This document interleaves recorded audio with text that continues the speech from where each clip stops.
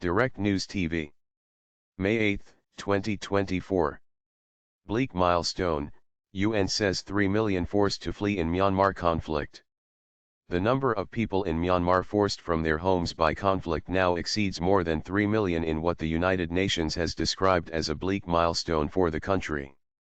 The UN said the number displaced had surged by 50% in the last 6 months as fighting escalated between the military and armed groups trying to remove the generals who seized power in a coup in February 2021.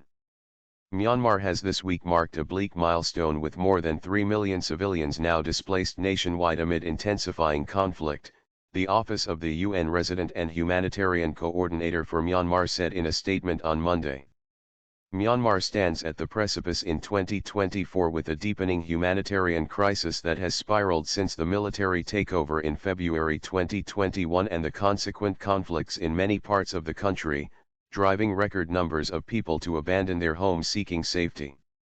Of the 3 million internally displaced people, more than 90% fled as a result of the conflict triggered by the coup, the UN added.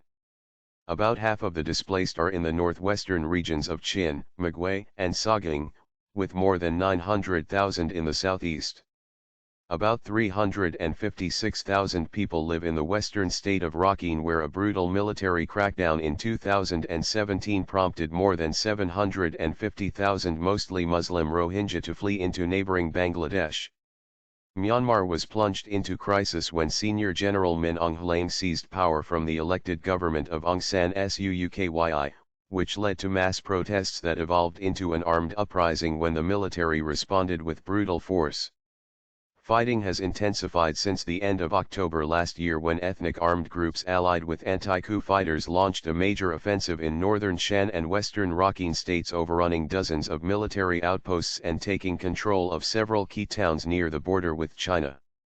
In recent weeks, the military has also been battling with ethnic Karen groups for control of Myawaddy, a major trade hub on the border with Thailand. The UN said the deepening conflict meant that some 18.6 million people in Myanmar were now in need of humanitarian assistance, 1 million more than in 2023. But it said efforts to reach those in need were being hampered by gross underfunding. It said it had so far received less than 5% of the funds it needed for humanitarian operations.